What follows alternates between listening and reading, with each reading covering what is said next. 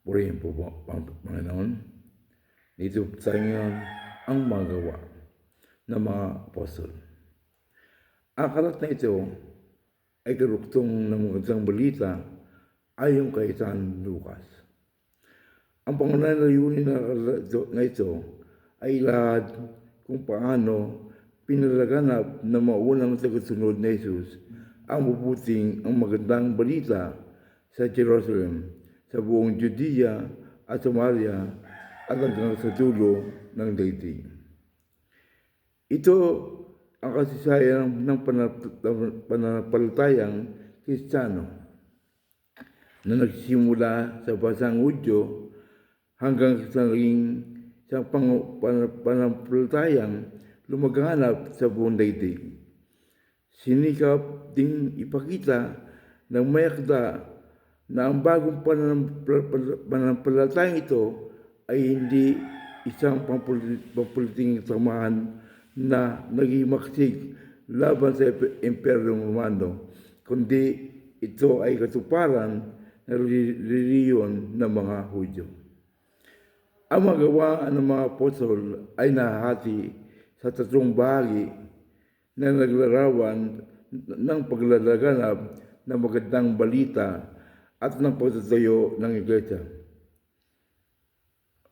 Ang pasimula ng Kristyanismo sa Jerusalem at pagkatapos umakyat sa langit si Jesus.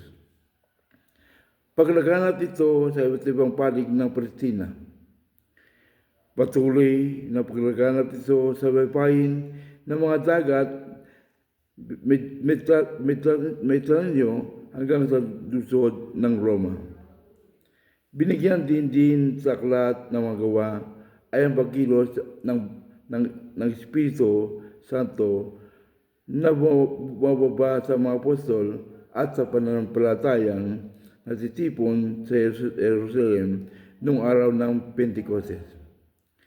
Siya ay patuloy na pumapatnubay at nagpapalakas sa iglesia at sa mga pinuno nito sa lahat ng pangyayaring iniulat dito. Ang buod ng mensahe ng Kristyanismo ay napapaloob silang sermon sa aklat na ito sa pamamagitan ng mga saysay na nakatala.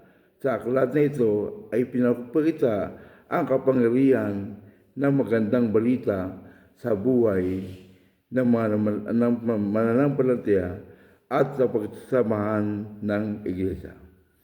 Purihin po ang Panginoon. Purihin ang salita ng Diyos. Thank you po.